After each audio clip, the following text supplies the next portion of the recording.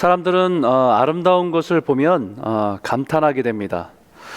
저도 캐나다에 와서 살면서 로키를 처음 본 때가 기억이 나는데, 그 로키산의 위엄과 그 아름다움을 보면서 감탄이 저절로 터져 나온 때가 있었던 걸 기억합니다. 레이크 루이스의 녹색의 호수와 하얀 눈이 덮인 자연 광경을 보면서 절로 감탄이 나오게 됐던 때가 기억이 납니다. 우리 감탄하게 되면 와우, 한국말로는 대박, 뷰티풀, 원더풀, 자기가 표현할 수 있는 그런 자연 앞에서 우리가 감탄하면서 이런 표현들을 하게 되죠. 하나님도 처음에 세상을 창조하셨을 때에 하루하루 창조를 마치시고 하나님께서 감탄하셨습니다. 보시기에 좋았더라. It was good. 보시기에 좋았더라.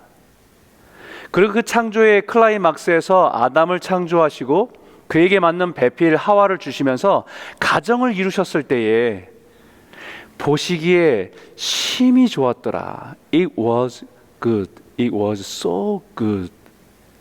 하나님도 감탄하셨습니다. 하나님의 창조는 완전하고 하나님의 지혜와 영광을 드러내기에 부족함이 없었기 때문입니다. 그러나 인간의 죄와 타락으로 그 아름다움이 깨어지기 시작합니다. 자연은 파괴되어지고 모든 관계들은 두려움이 지배해서 서로를 경계하고 서로를 대립하고 갈등하고 파괴하고 깨트리게 됩니다. 하나님은 그런 세상을 보시면서 한탄하시면서 안타까워하신 것입니다. 그런데 그런 깨어진 세상 속에서 하나님 보실 때에 아름다운 모습이 있습니다. 오늘 본문 1절인데 우리 한번 같이 한번 읽어볼까요? 보라, 형제가 연합하여 동거함이 어찌 그리 선하고 아름다운고. 하나님이 봐라, 이 아름다운, 얼마나 아름다운 모습인가. 형제가 서로 연합해서 함께 동거하는 이 아름다운 모습을 보라는 것입니다. 여기에 선하고 라고 얘기할 때 선은 원문에는 토부입니다. 바로 하나님이 창조하실 때에 보시기에 좋았다라고 말씀하실 때 함께 사용됐던 감탄사가 토부입니다. 하나님이 보시기에 선하고 아름다움, 그리고 그 아름다움 때문에 하나님 너무 좋아서 기뻐하시는 모습이 토부입니다. 원래 하나님께서는 사람을 창조하셨을 때에는 서로를 바라보면서 당신은 나의 뼈 중에 뼈요 살 중에 살이라고 고백했습니다. 그러나 죄가 들어오자 깨어지고 서로 다투고 경쟁하고 빼앗고 착취하는 모습으로 바뀌게 되는 것이죠. 그런데 이제는 하나님의 성전 안에서 서로가 하나님의 형제 자녀인 것을 인정하고 함께 모여서 함께 돌아보고 살아가는 모습이 하나님 앞에서는 너무 선하고 아름답다는 것입니다. 여러분, 그렇지 않겠습니까? 부모의 입장에서 자녀들을 바라보는 마음도 같을 것입니다. 저희 가정에도 세 자녀를 두고 있는데 그 세 자녀가 매일 서로가 갈등하고 싸운다고 한다면 부모의 마음이 어떻겠습니까? 그러나 그 세 자녀들이 서로를 돌아보고 아끼고 배려하고 살아간다고 한다면 그것을 바라보는 부모는 그 마음이 어떻겠습니까? 너무 행복하지 않겠습니까? 그냥 그 모습만 지긋이 바라보기만 해도 부모는 행복합니다. 바로 하나님께서 우리가 서로 하나님 안에서 형제임을 인정하고 하나 되는 모습을 볼 때에 너무 기쁘고 좋으시다는 것입니다. 그래서 오늘 여러분과 함께 나누고 싶은 첫 번째 주제는 주 안에서 연합하고 하나됨이 아름답습니다. 주 안에서 연합하고 하나됨이 아름답다. 여러분, 여기에서 중요한 것은 주 안에서 연합하는 것입니다. 우리는 다른 이유로 연합할 수도 있습니다. 돈 때문에 연합할 수도 있고, 또 내가 가진 이념 때문에 연합할 수도 있고, 우리가 가진 피부색 때문에 연합할 수도 있고, 우리가 가진 직업 때문에 그 공통점을 가지고 연합하기도 하고, 학교의 출신이 같다는 것 때문에 사람들은 연합하기도 합니다. 사람들은 그 모습에서 연합하고 하나 되기도 합니다. 그런데 오늘날 이러한 연합과 하나됨이 얼마나 많습니까? 그리고 그렇게 모아진 힘으로 영향력을 극대화하는 시도가 얼마나 많습니까? 그런데 그렇게 모아진 연합과 하나됨은 또다시 갈등과 파괴의 힘으로 나타나게 됩니다. 우리와 다른 생각을 가진 사람들을 대적하게 되고, 우리와 다른 배경을 가진 사람들을 무시하게 되고, 결국 더욱 커진 갈등과 깨어짐을 만들어낼 뿐입니다.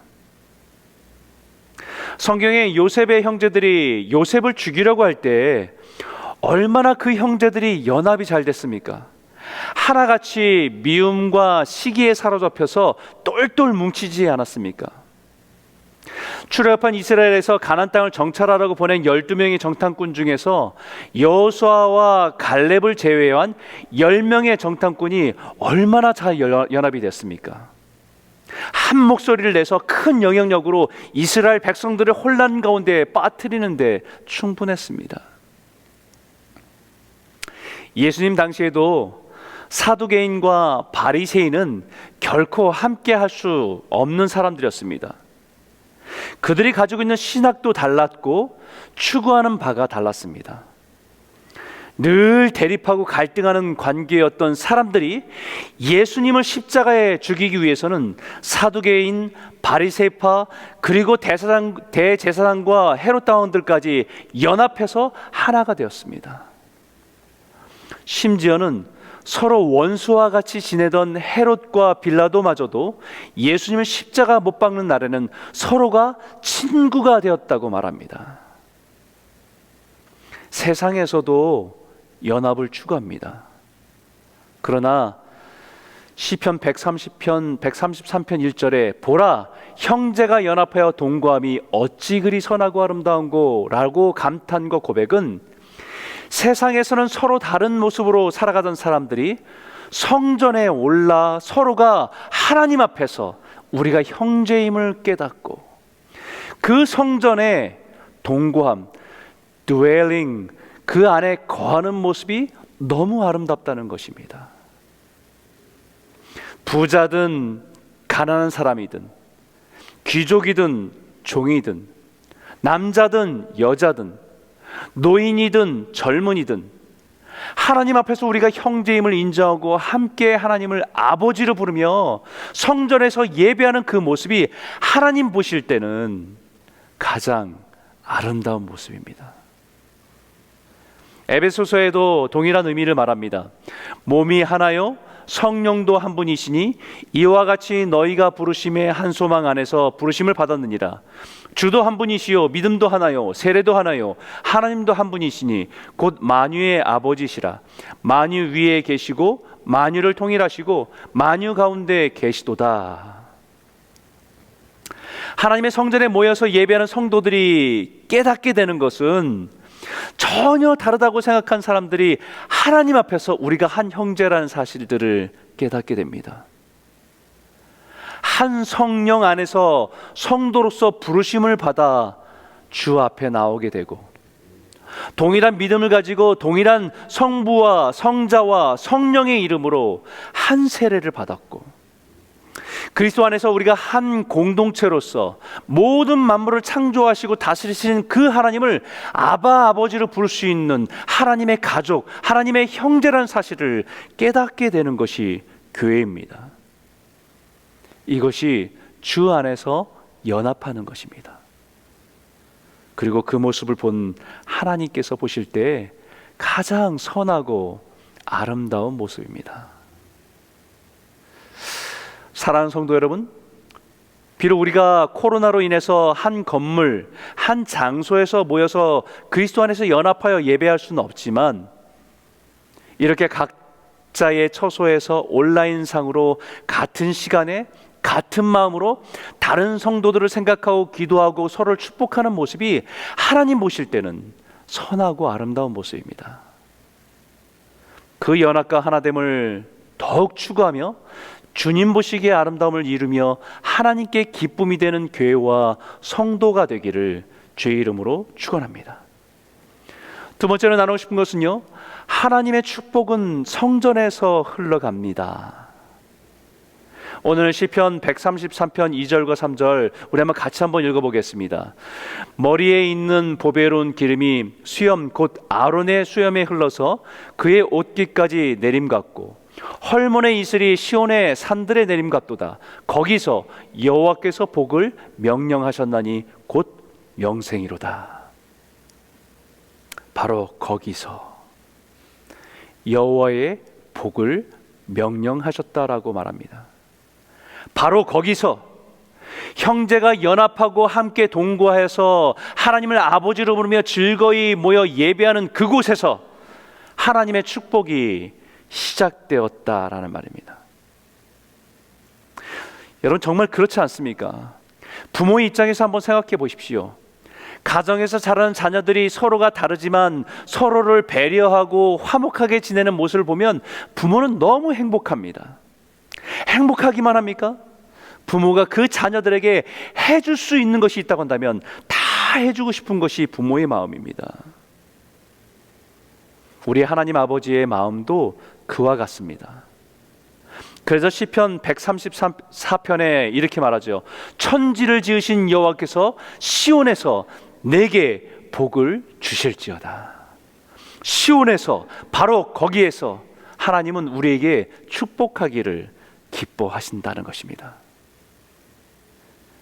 부모들은 여러 가지 한계를 가지고 있습니다. 그 한계를 가진 부모도 자신이 해줄 수 있는 것 안에서 다 해주고 싶은 게 부모의 마음인데, 천지를 지으시고 다스리시는 그 하나님이 우리를 축복하신다고 한다면 얼마나 풍성하겠습니까? 그 하나님은 시온에서 우리에게 복을 주시기를 원하십니다. 성소에서 너를 도와주시고 시온에서 너를 붙드시고 내 모든 소재를 기억하시며 내 번제를 받으시기를 원하노라. 여러분, 축복은요, 다른 곳에서 찾는 것이 아닙니다. 바로 성소에서 하나님을 만나고 하나님의 은혜를 누리고 그 복을 누리는 것이 축복입니다. 축복은 내가 노력해서 얻을 수 있는 것이 아닙니다. 축복은 위에서 아래로 흘러오는 것입니다. 성소에서 우리의 삶으로 흘러 들어오는 것입니다. 그래서 133편 2절에 머리에 있는 보배로운 기름이 수염 곧 아론의 수염에 흘러서 그의 옷깃까지 내림같고 라고 말하는 거지요. 이 모습은 마치 제사장에서 제사장에게 기름 부어 그 기름이 흘러내리는 것 같이 하나님께로부터 흘러내려와 우리의 삶을 적신다는 의미입니다. 이스라엘에서는 제사장을 임명할 때에는 순결하고 깨끗한 감람유를 그 올리브 기름을 머리에 부어서 제사장을 세웁니다. 구약의 첫 제사장이었던 아론에게 하나님께서는 모세를 통해서 그 머리에 기름을 부어 제사장직을 감당할 수 있도록 임명했습니다. 그 머리에 부어진 기름이 머리와 얼굴을 타고 수염을 적시고 흘러내려서 그의 옷자락까지 적시는 모습을 상징하는 것입니다. 이스라엘의 지형적으로도 마치 헐몬의 이슬과 같다 말합니다. 헐몬산은 이스라엘 북쪽에 위치한 가장 높은 산으로 해발 2850m가 되는 1년 내내 눈이 덮여있는 만년설입니다. 그 산에서 흘러내려오는 물이 이스라엘의 젖줄인 요단강을 이루고 사해까지 이르게 되는 것이죠. 헐몬산 주변으로는 매일 풍족히 내리는 이슬로 인해서 비옥한 땅이 형성되어 있습니다. 마치 하나님의 축복은 이와 같다는 것이죠. 하나님께서 우리에게 부어주셔야 누릴 수 있는 것이 하나님의 축복입니다. 그 하나님의 축복이 바로 성전에서 제사장을 통해서 흘러가는 것이라고 말하고 있는 거죠. 마치 거대한 헐몬산의 이슬이 시온 산들에 내려지는 것 같이 하나님의 축복이 스며드는 것입니다. 폭포수와 같이 부어지는 비가 아니라 촉촉히 내려지는 이슬과 같이 대지를 적시는 것입니다. 이것은 성전에서 예배하며 하나님의 말씀에 젖어드는 것과 같은 것입니다. 갑자기 로또에 당첨이 되고 금광을 발견하는 것과 같은 것이 아닙니다. 매일매일 하나님의 성전 앞에 나아갈 때, 하나님이 정해진 그 안식일에, 그 주일에 주님 앞에 나아가 주님이 우리에게 주시는 그 말씀을 통해서 우리의 심령이 촉촉히 적셔지는 그 하나님의 말씀의 은혜가 축복입니다. 그런 의미에서 생각해 보면 성전에서 일하는 제사장의 역할이 참 중요하다는 생각을 다시 한번 깨닫게 됩니다. 그래서 134편에 하나님의 성전에 일하는 주의 종들에 대해서 이렇게 선포하고 있습니다. 보라, 밤에 여호와의 성전에 서 있는 여호와의 모든 종들아, 여호와를 송축하라. 성소를 향하여 너희 손을 들고 여호와를 송축하라. 먼저 성전에서 일하는 하나님의 종들에게 축복하시길 원하십니다. 그들이 하나님의 축복의 통로이기 때문입니다. 그 성소에서 일하는 제사장들을 축복하고 그들을 통해서 성전에 모여 함께 예배하는 성도들에게 하나님의 말씀으로 이슬과 같은 은혜를 내려서 체험을 받고 그들 또한 세상을 향해 복의 통로로 살아가도록 한 것이기 때문입니다. 마치 하나님의 축복의 기름 부음이 아론의 머리부터 하나님의 말씀을 선포하는 입을 둘러싼 수염을 흘러 그의 걸음걸이가 닿는 곳에 이르는 그의 옷자락까지 기름이 흘러가듯이 하나님의 복이 흘러가기를 원하시는 것입니다. 그만큼 성전에서 일하는 제사장 주의 종들이 중요합니다. 그런데 그 종들에 대해서 오늘 본문에 보라, 밤에 여호와의 성전에 서 있는 종들이라고 표현합니다. 밤에. 저는 말씀을 준비하면서 이 한 단어가 저에게 굉장히 의미 있게 다가왔습니다. 밤에. 낮이 아닌 밤에. 낮에는 성전에 찾아와서 예배하는 사람들과 함께 북적이며 제사장은 자신의 직무를 감당하는 시간입니다. 하지만 밤은 사람들이 다 떠나고 사람들의 눈을 의식하지 않고 오직 하나님 앞에서 자신의 직무를 감당하는 제사장을 의미하기 때문에 더욱 특별한 의미가 있습니다. 성전에 모여든 사람들을 의식해서 일하는 제사장이 아니라 밤에 아무도 보지 않는 그 순간에, 그 시간에 오직 하나님만을 의식해서 성전에 나아가 성소에서 손을 들고 하나님을 찬송하고 예배하는 제사장입니다. 바로 이 말씀이 우리가 회복해야 될 모습이에요. 이 시대에 하나님의 성전에서 일하도록 부름받은 목회자들이 사람들 앞에서 인정받고 칭찬받는 것에 너무 치우쳐져 있던 것은 아니었는지, 보여지는 부분에, 사람들 앞에 인정받는 부분에, 그러나 이제는 오직 하나님 앞에서 신실함을 회복하고 하나님만을 바라보며 손을 들고 순종하는 자리에 서 있어야 함을 우리에게 말하고 있다는 것입니다. 그래야 우리가 하나님의 축복을 흘려보내는 자로 이 시대에 쓰임받을 수 있다는 것을 말하고 있는 것이지요. 지금 코로나 시대는 성전에서 일하는 목회자들에게는요, 밤과 같은 시간입니다. 그러나 오히려 하나님만을 바라보며 그 성소에서 손을 들고 겸손히 엎드려 나오라고 부르시는 하나님의 회복의 시간입니다. 사랑하는 성도 여러분, 기도해 주십시오. 우리 교회를 섬기는 목회자들을 위해서 기도해 주십시오. 그래서 이 시대에 하나님께서 사용하시는 깨끗한 축복의 통로가 되어서 여러분을 섬기고 하나님 앞에서 순종하는 귀한 종들이 되도록 여러분들이 축복하며 기도해 주시길 진심으로 부탁드립니다. 세 번째는 하나님의 기름 부음이 축복입니다. 133편 2절에 머리에 있는 보배로운 기름이 수염 곧 아론의 수염에 흘러서 그의 옷깃까지 내림같고. 첫 번째 제사장이었던 모세의 형 아론을 생각하면 그가 제사장의 역할과 책임을 감당할 만한 인물은 아니었습니다. 부족하고 때로는 치우치고 때로는 불평도 쏟아내는 인물이었습니다. 그러나 하나님의 기름 부음으로 그가 이스라엘의 제사장으로 역할을 감당할 수 있도록 하시는 것입니다. 아론이 가진 자질과 능력이 아니라 하나님의 기름 부으심의 은혜로 그 일을 감당할 수 있도록 하시는 것입니다. 자격 없는 자에게 은혜를 베푸셔서 이스라엘을 축복하는 제사장으로 세우시는 것입니다. 이것은 이 시대를 살아가는 우리에게도 마찬가지입니다. 왜냐하면 베드로 사도가 우리에게 이렇게 선포합니다. 같이 한번 읽겠습니다. 그러나 너희는 택하신 족속이요 왕같은 제사장들이요 거룩한 나라요 그의 소유가 된 백성이니 이는 너희를 어두운 데서 불러내어 그의 기이한 빛에 들어가게 하신 이의 아름다운 덕을 선포하게 하려 하심이라. 아멘. 너희가 누구냐? 너희는 하나님의 택하신 왕같은 제사장들이라고 선포하고 있는 것이지요.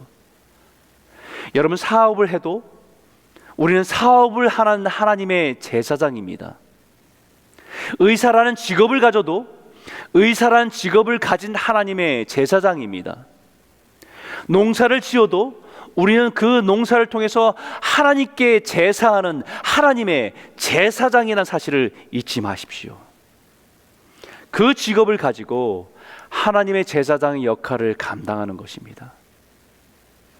그렇기 때문에 기름 부음이 있고 없고는 너무 중요한 차이가 있습니다. 가끔 찬양을 들어도 어떤 찬양은 처음 듣는 찬양인데 특별한 찬양이 있습니다. 하나님의 기름 부으심이 있는 찬양이지요. 그 찬양은 그 듣는 순간에 찬양할 때마다 부어주는 하나님의 은혜가 있다는 것을 느끼게 돼요. 사업에도 하나님의 기름 부음이 있어야 합니다. 모든 직업에도 하나님의 기름 부음이 있어야 합니다. 하나님께서 그 사업에 기름 부음이 있을 때 그 직업과 일은 하나님의 제사장의 일을 감당할 수 있도록 부어주시는 복을 누리게 되는 것이죠. 그에게 부어주시는 복은 제사장을 통해서 세상으로 흘러가게 하듯이 하나님의 축복의 통로로 사용되어지는 것입니다. 그 축복이 어디에서 흘러옵니까? 천지를 지으신 여호와께서 시온에서 내게 복을 주실지어다. 사랑하는 성도 여러분, 하나님은 시온에서, 우리가 하나님 앞에 예배하는 그 성소에서 복을 주시길 원하십니다. 우리가 이 땅에 온전한 왕 같은 제사장으로 살아갈 수 있도록 하나님께서는 기름 부어 주십니다. 코로나로 물리적으로 한 성전에서 예배할 수는 없지만 우리가 드리는 모든 처소에서 하나님의 임재와 그 은혜가 저와 여러분의 가정에 충만히 부어지기를 주의 이름으로 축원합니다.